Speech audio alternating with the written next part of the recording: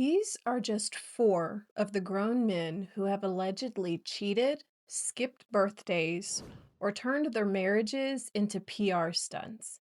And somehow they're still never single. Have you ever noticed that the worst men you've ever met are seldom ever alone?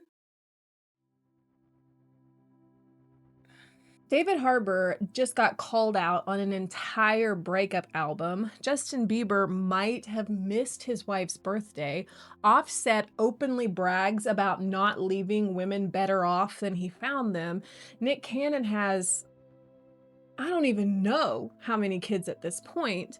Meanwhile, women are out here in therapy, doing self work, breaking generational curses. So, in this video, I want to talk about if there is a male loneliness epidemic, why do all of these guys seem to be doing just fine?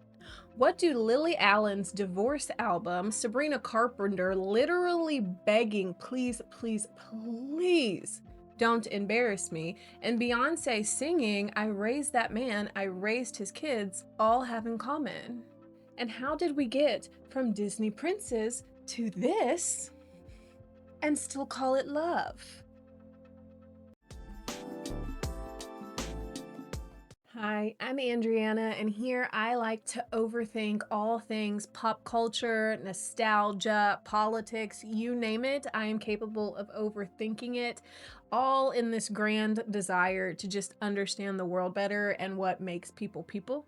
So if that sounds interesting, then I do invite you to go ahead and like this video and hit subscribe as we get going if you feel like you're liking my vibe, because this is a new channel and every little bit helps.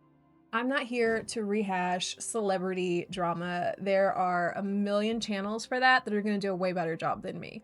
I instead want to connect the dots between these headlines, the songs that we're screaming in the car, and also the stories that we're like raised on, so that your own dating history makes a lot more sense and maybe you stop blaming yourself solely, at least, for falling for men like this. Chapter 1, the pattern you already know.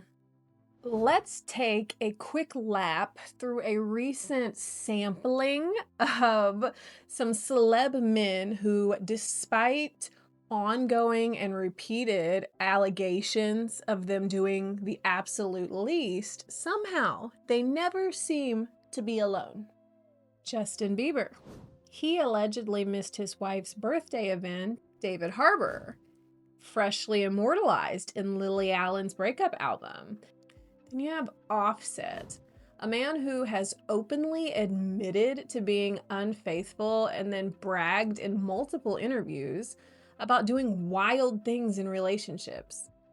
How are you proud of this?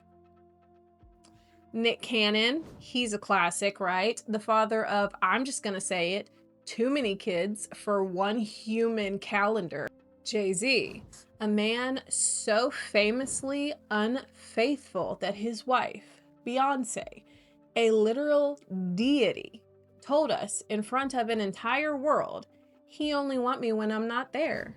Case closed. And these are just some current headliners and ones that came to my mind immediately.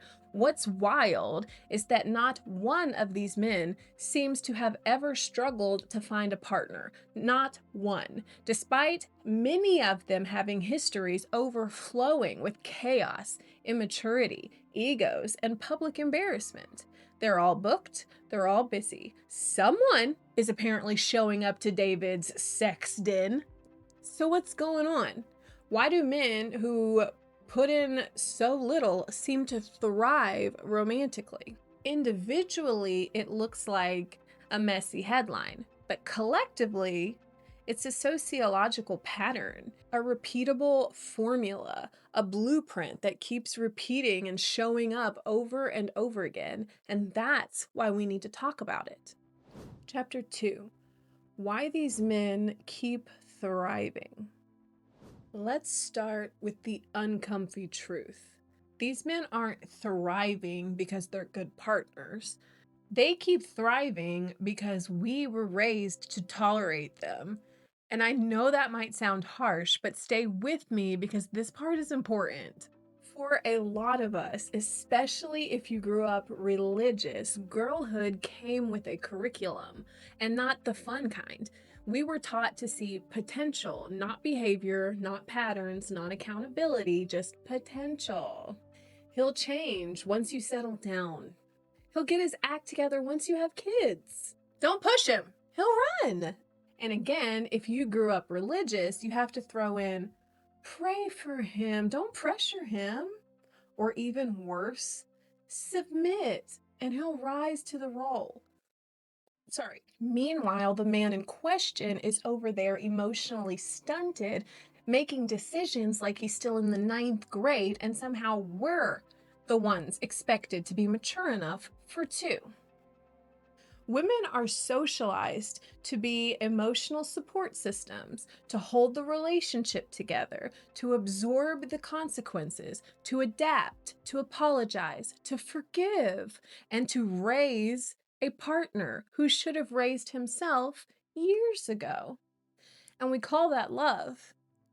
Beyonce literally saying, I raised that man, I raised his kids. Lily Allen wrote an entire album about babysitting a grown man through chaos, addiction, and like emotional negligence.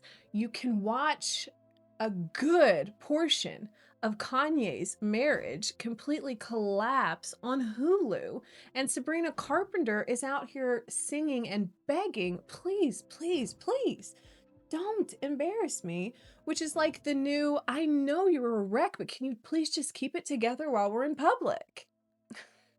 This is what we're taught love looks like. Man-child behavior, a woman child raising, there's your relationship. And so it makes sense that emotionally immature men thrive in that environment. They've been placed in an ecosystem that is optimized for their survival. And it starts way earlier than we think. Before we ever even dated real men, we were being shaped by fairy tales that taught us that charisma equals character, boy bands, and the fantasies that felt like real intimacy. And of course, church culture and youth group, which said that your godly husband could be chosen by destiny and not by behavior. We were told these were the men that would make great partners. We were never really taught or told to check about, communication styles, accountability, emotional regulation, conflict skills, maturity, empathy. No one sat us down and said, like, yeah, he can sing and he's real pretty, but like, can he regulate his emotions and apologize when he's wrong? Men who seem magical get the benefit of the doubt, even when their behaviors are questionable at best, which brings us to the plot twist. The dream wasn't about him. It was about who we were told he was supposed to be. We projected the fantasy onto whatever warm body stood in front of us. Teenage us said, he reminds me of my favorite boy band member. Religious us said, he reminds me of my youth pastor who told me that God had a husband waiting for me. And adult us said, you know what, this is just how men are. Because the dream man was never actually real. He was a character. He was an aesthetic, a template. And that's why so many of us ended up with men who looked a lot like Prince Charming until about 3 months in, when they morphed into Prince needs a damn therapist. The hell? And that right there is why the man child thrives, because he's walking into relationships with a head start. He doesn't have to earn trust. He just has to match the silhouette of the fantasy that we were given as children. If you're sitting there going, okay, this is making way too much sense, and if you like slowing down and actually like thinking through things like this, like why we date the way we date, then Hi, you should probably subscribe. This is a brand new channel, and it's basically a weekly deep breath where we overthink culture, relationships, and the weird little myths that we were raised on, but in a way that actually gives you language for your life. So, if that's your thing, then hit subscribe so that you don't have to find me again through the algorithm's chaos. Chapter 3: The Man Child Economy. These men do not thrive because of who they are. They thrive because of the ecosystem around them. And this is where the average guy seems to get really, really confused. Here's the real tea. Justin, David, Offset, Nick, Jay-Z, they're not succeeding in spite of the mess. They're succeeding because they have buffers that absorb the consequences. These men have money, fame, power, charisma, status. They have access to endless new partners. They have teams cleaning up after them. They have PR narratives softening their image. And they have an internet pipeline just reminding people constantly that they're desirable. That's the secret. If Justin Bieber were a regular man in a regular apartment, missing his wife's birthday and singing about an ex while live streaming with your buddies, you would be blocked, not trending, ya bum. If Offset were a normal dude admitting publicly that he doesn't leave women better off than he found them, well, he'd be writing that from his empty apartment.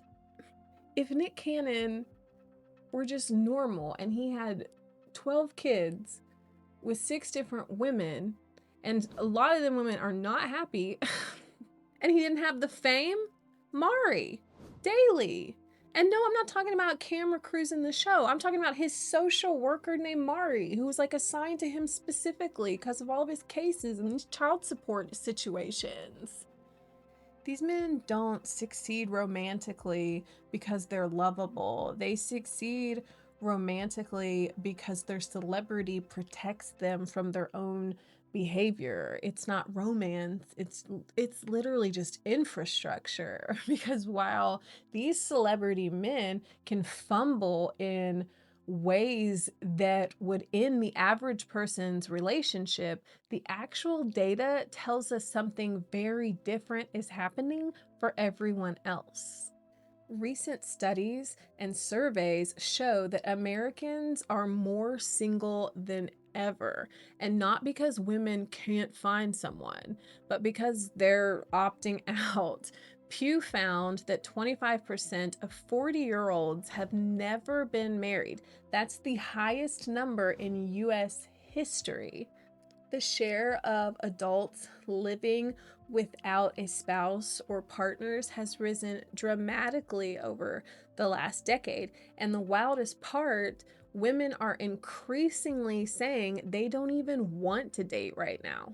So while fame is like emotional bubble wrap for these celebrity men, the average man has no insulation. Here's where it gets tragic. Average men, they see these celebrities acting like this and they seem to go, oh, so that's how you get women. And then they go out and try it. The entitlement, the disrespect, the emotional stuntedness, the refusal to just self regulate.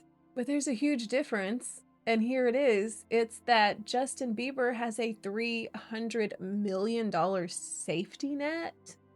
Your coworker Jacob barely has a podcast. Offset has charisma, money, fame. Well, Offset has charisma, fame.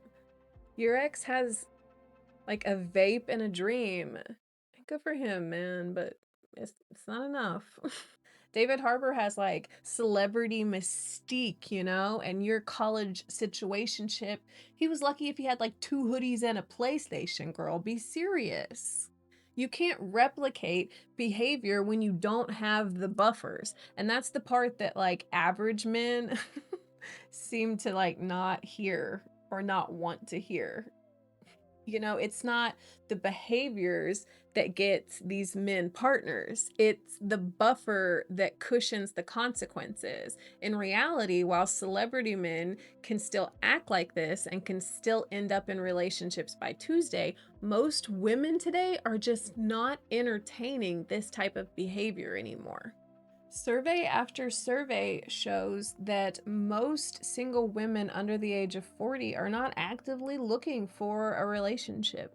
A growing percentage of women are saying that marriage isn't essential anymore for a fulfilling life. Meanwhile, some men are trying to copy celebrity arrogance with zero of the celebrity appeal. It's just not giving the discount red carpet experience they seem to be going for.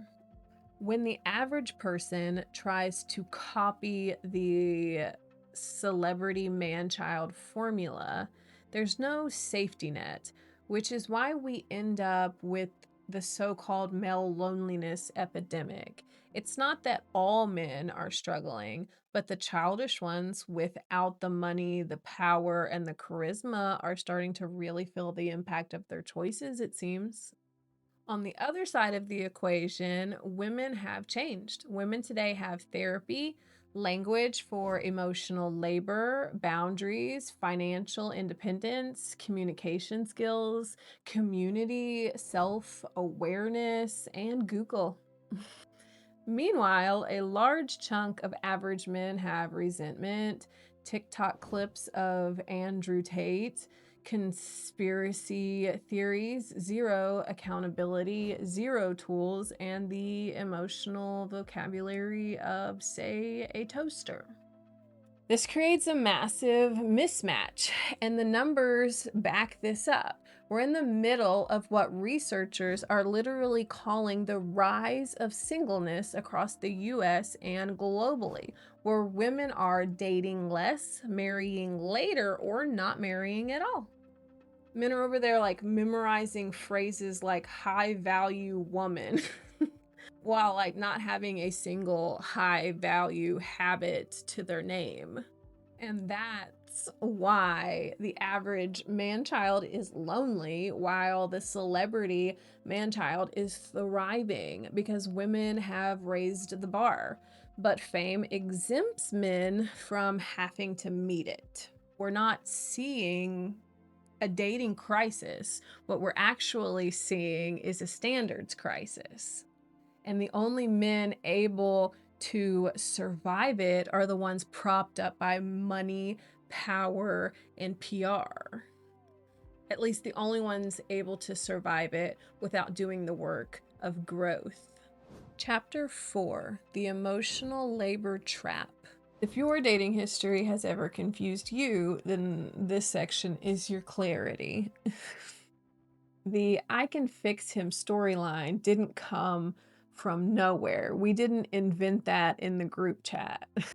We were handed it, packaged, gift wrapped, and branded as love. Growing up, we were surrounded by stories where the wounded, brooding man becomes whole because a woman loves him long enough to heal what therapy never touched. Or what about the rage filled man who softens because she was patient and kind and kept believing that there was a gentle beast beneath all of the red flags? Or, of course, we have the emotionally unavailable man who becomes Prince Charming the moment she proves that she's different by taking off her metaphorical glasses and earns his vulnerability like it's a prize. Every teen movie, every YA novel, every church sermon about a woman's gentle spirit was basically a training model for codependency, but make it aesthetic. And churches and religions take it to the next level with things like love is patient, and a godly woman builds her home, and a wife's submission inspires a man to rise to leadership. Sorry, hang on. What we were told was Godly womanhood was really just gendered expectation to carry the emotional weight of two adults. And at home, many of us watched our mothers raise our fathers emotionally, or apologize for their tempers, or lower their needs to keep the peace. So by the time we were old enough to date, fixing men didn't feel dysfunctional, it felt familiar, safe. Like I got a big dog in the gate. You have to call it what it is, and that's emotional labor or home edition. And the culture knows it. Celebrities keep singing about it. Lily Allen's breakup album is about a man who had a metaphorical and literal pussy palace.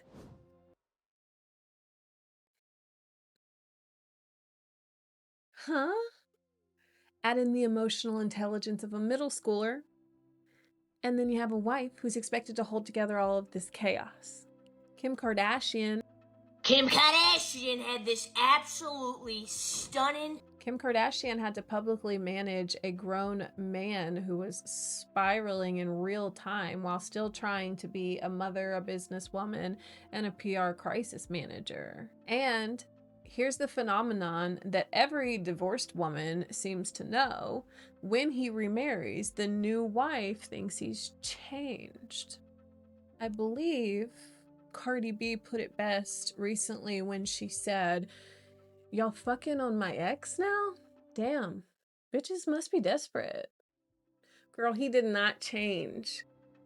He's just temporarily on his best behavior because you haven't unpacked his emotional laundry yet. Lord knows he's not going to unpack. You may have known this man for 8 months, but she was with him for 8 years. You have to trust the data set. That's the emotional labor trap. We date the man that he could be and then get exhausted by the man that he actually is. But here is the hopeful part. Women are asking questions that our mothers never got to ask. Questions like, why am I parenting you? Why am I accepting behaviors that your therapist would roast you for? And when women stop performing the emotional labor that culturally we were trained to, the dating market shifts, the standards shift, the whole ecosystem shakes, which is why the average manchild is suddenly lonely, but the celebrity manchild is seemingly still thriving. For everyone else, women have stopped taking the unpaid internship of build a man. And if nobody has ever told you this clearly, you were never supposed to have to raise your partner. If you choose to have a partner, you are supposed to just be able to enjoy it and actually have a partner.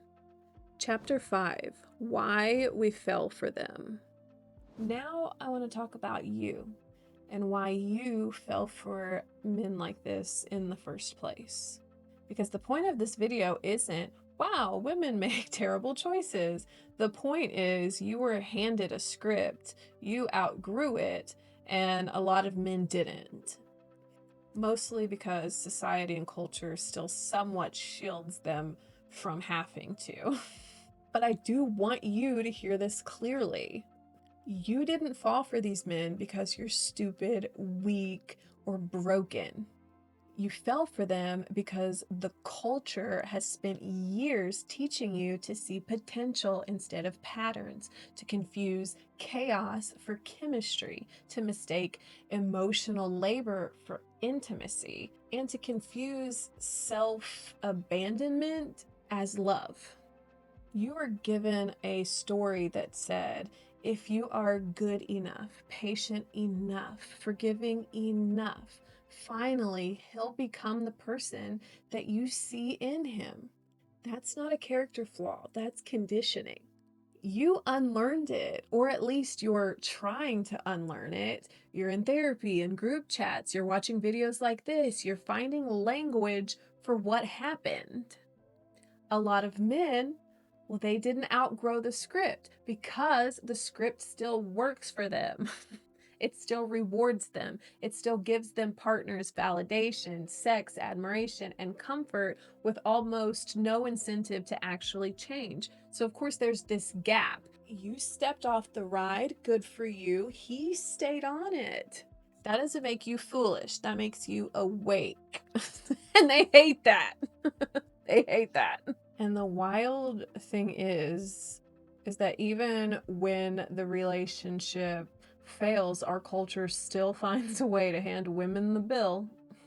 We were taught he'll grow out of it. Men are slower to mature than women. Now, he shouldn't have cheated, but you must have not been giving him something that he needed. You can't just leave when it gets hard. Sorry, hang on. At no point does anyone pause and go, hey, does this grown man have any skills? Does he ever take responsibility? Has he done like any self work, mindset work, like at all? Instead, the post game analysis is always about her. Why did she pick him? Why didn't she leave sooner? Why did she stay after he cheated the first time? Why did she have kids with him? And look, those might be valid questions. I guess I don't know why it's your business. But they're not the only questions. At some point, we have to stop and ask, why was he so comfortable wasting her time? Why was he okay being emotionally illiterate at 35 years of age? Why? Why did he seemingly expect to be loved like a child but obeyed like a father? Weird. So if you've ever looked back at an ex and thought, how did I ever fall for him? I want you to rewrite that thought just a little bit in your mind. Actually, let's rewrite it a lot. I was 15 back in 2005 when Trina wisely put it this way. I shed so many tears, I can't believe how many years the baddest bitch put up with yo dusty ass. Now your turn to say it with me. Of course I fell for him. I was raised in a world that told me he was the prize. You weren't dumb, you were conditioned. You weren't weak, for sure. You were overtrained in endurance. And now you're learning something different. This isn't just about your last situationship or one messy celebrity marriage. This is about a whole cultural machine that formed what we think love looks like. It's music, romanticizing relational chaos and begging men not to embarrass us. And to clarify, I'm not talking about the wonderful work Sabrina Carpenter's doing by making it tongue in cheek. I'm talking about the trope that literally her stuff is based off of, the old stuff that literally did beg men to stay. It's also pop culture selling us this idea that ideas like I can fix him or like the ride or die are personality traits. It's the old dating economy where women were told they were lucky to be chosen at all. And it's childhood narratives where our first crushes were literally fictional men with zero real world accountability.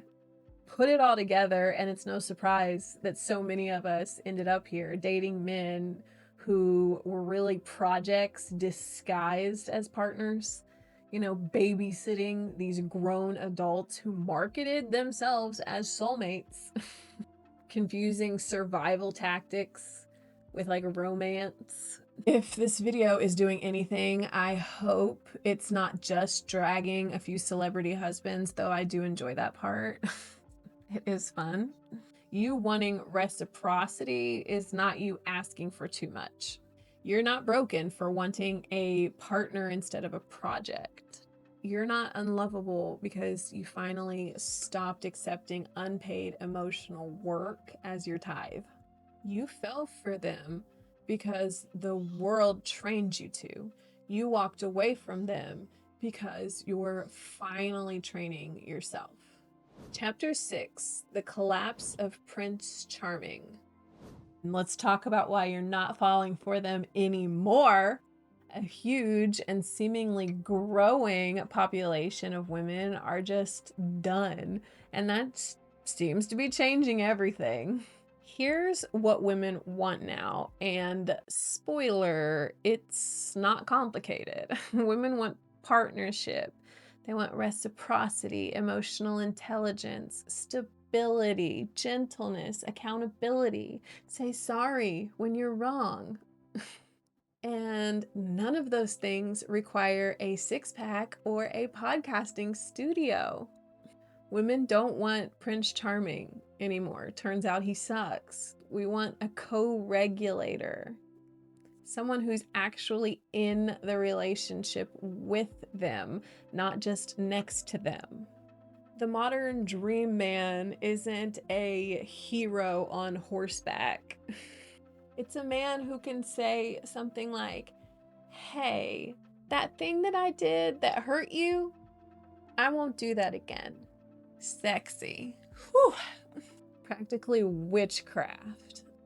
The old script, the one that let men coast through relationships with zero emotional skills, is collapsing. Why? Because we are living in the era of feminism, of therapy culture, of TikTok calling out emotional immaturity. We're experiencing the death of pick-me culture and of knowledge being shared openly, women choosing singleness, women refusing to be emotional parents to the grown men in their lives. For the first time in history, women don't need marriage. We don't need it for financial stability. We don't need it for social survival. We don't need it for access to adulthood legitimacy. We don't actually need it. I can open my own damn checking account now. What can you contribute? And unfortunately, a lot of the replies sounded like, vibes. That ain't enough. What used to be excused as he's just like that is now abso-fucking-lutely not. The man-child archetype, unfortunately, is not extinct yet, but it is endangered. Let me say this gently in my most Vanessa Hudgens of voices. Some men are going to be lonely, and that's really sad. It's because the standards have finally changed, and unfortunately, there's a population of men who have not, at least not yet. This isn't a war of the sexes. Calm down. It's the end of an old script. The men who relied on charm, hot and cold behavior, never apologizing, last minute emotional bare minimums. Women doing all of the emotional heavy lifting are suddenly realizing the world has shifted beneath their feet. It is harder to find potential partners willing to put up with it anymore. Meanwhile, women are realizing I don't need to beg a man to love me well. I can just leave and go do something else fun. And the only men capable of thriving in this new environment that it seems like, and that I am hopeful we are building, are the ones who already had emotional maturity or are on their way to learning it actively, or B, they have enough money, fame, and PR machinery to compensate for not having it. But for everybody else, I'm thinking the jig is up. It's not that women have become impossible to date. It's that women finally know what healthy looks like, and they're no longer accepting men who refuse to give it. Chapter 7, How to Spot the Pattern in Your Own Life. I want to end by quickly talking about you, because none of this matters if you can't spot these patterns in your own life. So here's a really simple check-in, the kind that nobody ever taught us growing up. Does he apologize? Or does he just act nice for like 48 hours until you forget? Does he communicate? Or do you have to like decode his behavior like it's like some kind of TSA training video? Do you feel cherished or like a charging port for his self-esteem and his ego? Sabrina Carpenter's Manchild and Please, Please, Please, they resonate so deeply because a lot of us have lived lives where we've whispered that same plea in our heads, and you deserve more than managing someone else's chaos. You deserve someone who manages themselves. So here's where I want to land this video. This video is not about proving that men are trash, though some are, or that women are saints and love is doomed. It's more about finally having language for something that I feel like a lot of us have felt but couldn't quite name. You were handed a script that said, love looks like suffering patiently, and love looks like fixing him quietly, and love looks like shrinking so that he can feel big. And now we're realizing that, oh, I actually want love that feels like peace, like partnership, like two humans, two whole humans showing up on purpose. This isn't about making fun of those celebrity men, even though I'll be honest, some of the material writes itself, and I love a lot of those women, and so I'm still very angry for them. But it's about understanding why so many of us ended up exhausted, confused, ashamed, and blaming ourselves for relationships that were structurally never going to work. And if all this video does is help you go, wait, maybe I'm not broken, maybe the system is broken, then that may very well be a great use of this time that we have just spent together. You deserve a version of love that doesn't feel like emotional babysitting. You deserve a life that doesn't run entirely on adrenaline, vigilance, and like caretaking other people's chaos. And that's actually what I want to leave you with. Not just with a thought, but with a tiny concrete way to start treating your nervous system like it matters. If you've made it this far into the video, first off, bless your emotional stamina. Second, you deserve a little bit of a rest. So if this has stirred anything up, or if you're realizing, wow, maybe I have been carrying more than my nervous system signed up for, well, I have made something for you. It is called the 3-day rest reset. It's 3 days of tiny, doable practices that help you exhale and create rhythms of rest in your life. Not just a productivity challenge, like kind of the opposite of that, actually. It's not a make over your entire life workbook. It's just rest, real rest, the kind that women never get told that they're allowed to have. It's free, obviously, and I made it because as a recovering girl boss, I know what it feels like to be overstretched, overfunctioning, and finally waking up to the fact that, oh, wait, I don't actually have to live like this. I will put the link in the description right below this video. Start it tonight or tomorrow or whenever you just need a minute or like a moment to catch your breath. I don't want you to lose me in the algorithm abyss. It's a miracle that you found me because this is a brand new channel.